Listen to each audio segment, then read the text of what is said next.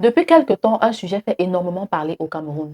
Les injections destinées à faire augmenter le volume des fesses, notamment appelées les BBL ou bien les body fillers. Sur les réseaux sociaux, on voit des transformations spectaculaires, des tailles beaucoup plus affinées, des hanches beaucoup plus dessinées, des formes volumineuses, le fessier qui est devenu assez rembourré. Et les femmes se demandent, est-ce que c'est la prochaine étape après la dépigmentation? Parce qu'il faut noter que le Cameroun est le 5e pays africain où on utilise le plus de produits décapants.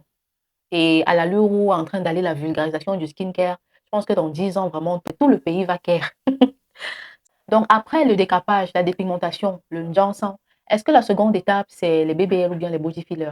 Le 16 juin 2026, l'Ordre national des médecins du Cameroun a saisi les autorités au sujet des opérations médico-esthétiques présumées réalisées par des personnes qui ne sont pas enregistrées au tableau de l'ordre. Donc, l'enquête en cours, les autorités actuellement sont en train de pouvoir réunir les faits afin de les vérifier et d'établir les responsabilités respectives. Je tiens toutefois à préciser que cette vidéo, ce n'est pas pour juger, ce n'est pas pour indexer, encore moins pour alimenter les conflits sur les réseaux sociaux. L'objectif, c'est simplement de t'aider à comprendre les enjeux derrière cette pratique-là qu'on appelle le BBL ou bien le body filler. Afin que, avant de te lancer, tu puisses avoir la lucidité, la conscience également de tout ce que ça implique en termes de risques, en termes d'enjeux sur le plan sanitaire, afin de pouvoir t'aider justement à avoir une décision réellement éclairée. Mais avant de parler de ce que c'est que le BBL réellement, quelle est la différence entre le BBL et le body filler, avant de voir quelles sont les conséquences, tout ce que ça implique sur le court et sur le long terme, on va d'abord essayer de comprendre pourquoi est-ce que le BBL est devenu aussi populaire. Et la raison est simple. Pour moi, c'est simplement les réseaux sociaux. Parce que nous vivons dans une époque où les réseaux sociaux, je vais dire, où l'apparence physique est conditionnée ou du moins est largement influencée par les réseaux sociaux. Avant, on disait que voilà, les goûts et les couleurs ne se discutent pas, mais aujourd'hui, je pense que les goûts et les couleurs ont un certain standard. Je faisais dernièrement une série de vidéos dans laquelle je parlais des points qui fondamentalement sont naturels, mais sur lesquels les réseaux sociaux veulent carrément nous faire complexer. Je parlais par exemple de l'apparence physique, je parlais des vergetures, du skincare, parce qu'aujourd'hui sur les réseaux sociaux, tout le monde veut nous faire croire que du 1er janvier au 31 décembre, a une peau claire, a une peau impeccable, ce qui n'est vraiment pas possible, ou du moins a de très petits pourcentages dans la vie de tous les jours. On veut nous faire complexer sur le rang social, on veut nous faire complexer sur le style de vie, parce qu'aujourd'hui, il faut avoir des maisons au standing Instagram, Pinterest, qui donne l'air d'une vie déjà accomplie, qui donne l'air d'une personnalité déjà établie, ce qui n'est pas forcément le cas parce qu'il faut noter qu'il y a une différence entre ce qu'on nous présente sur les réseaux sociaux et la réalité dans la vraie vie. J'en parle parce que j'en ai été principalement victime. J'ai eu des complexes, j'ai eu à complexer énormément par rapport à mes bras. Je les trouvais pas fins. Je n'arrivais pas à mettre des habits que les jeunes de mon âge portaient justement parce que je complexais à cause de mes bras. Et c'est justement à cause de tout ça, de tous ces complexes-là, de ce manque de confiance en moi que j'ai mis sur pied, que j'ai écrit le livre Tes différences, ta beauté, qui est un livre qui va vraiment t'aider, pas pour utiliser tes différences comme un complexe, mais pour les utiliser comme un vrai bouclier, comme une force pour pouvoir avancer. Parce que je sais que beaucoup de femmes traversent ça. Après une grossesse, après une prise de poids importante, après, je sais pas moi-même, simplement le facteur génétique peuvent faire que tu arrives à ne plus forcément aimer ton corps. Et dans ce cas-là, beaucoup de femmes cherchent à modifier ces endroits précis-là. Et le problème, ce n'est pas forcément le désir d'être belle ou bien le désir de se plaire quand on se voit dans le miroir. Le problème, c'est qu'on te promet des transformations rapides en utilisant des méthodes invasives. On parle des injections, on parle de la chirurgie, qu'on présente simplement comme un simple soin en beauté. Le problème, c'est la légèreté. Je vais même aller plus loin. Le problème, c'est la banalisation de ces pratiques-là qui sont censées être réalisées dans des cadres médicaux, mais qu'aujourd'hui, on les prend comme un simple geste beauté.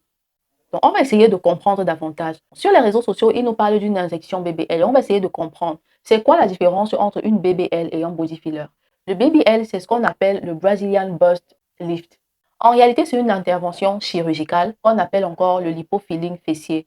Ça consiste simplement à aspirer la graisse par une liposuction qu'on a sur d'autres parties du corps, à la purifier et à la réinjecter justement au niveau des fesses ou bien au niveau du fessier.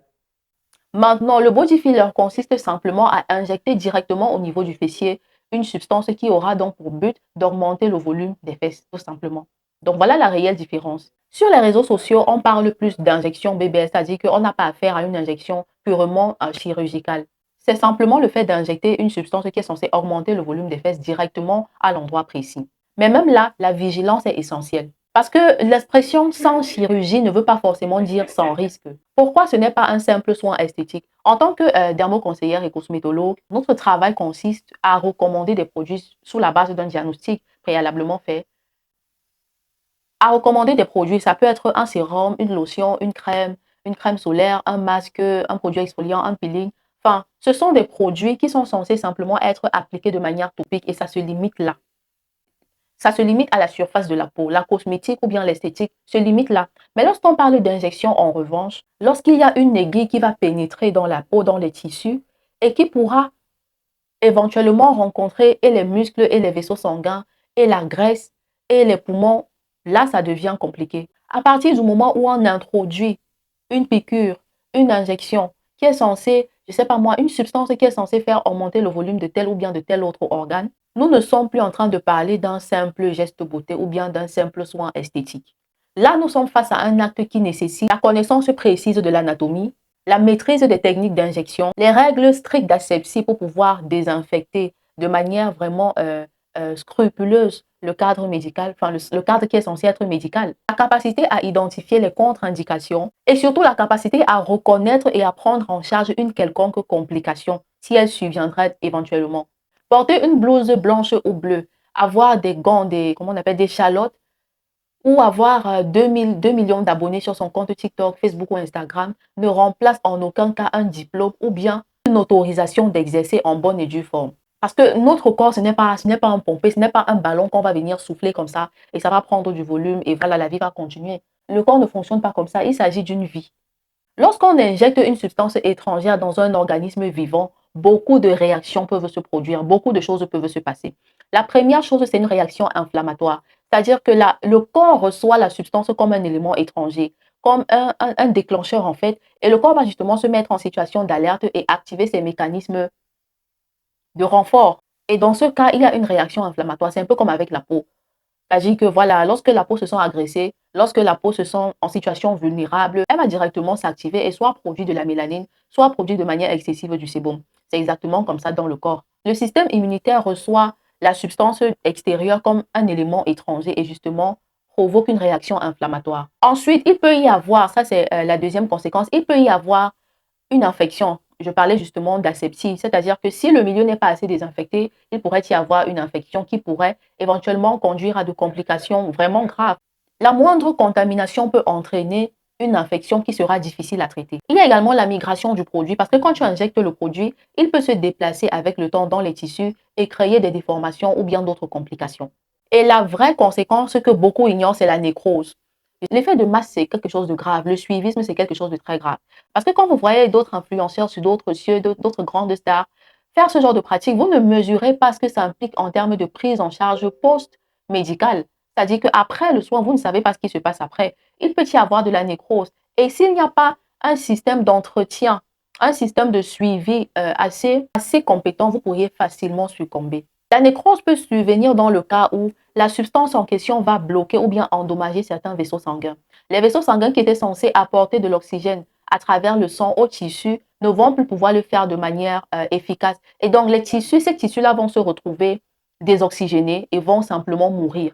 C'est pour ça que vous avez des cas, je suis sûre que vous en avez déjà entendu parler, vous avez des cas où la peau ou bien une certaine partie du corps commence à pourrir. C'est simplement qu'ils ont manqué d'oxygène. Les vaisseaux sanguins qui étaient censés transporter l'oxygène à travers le sang sont endommagés ou bien sont bloqués. Le sang n'arrive plus jusqu'à ces tissus-là. Par conséquent, il meurt et ça pourrit. C'est tellement désagréable. Pourquoi? Par désinformation, par manque d'information, par suivisme moutonnier. C'est de la bêtise en fait.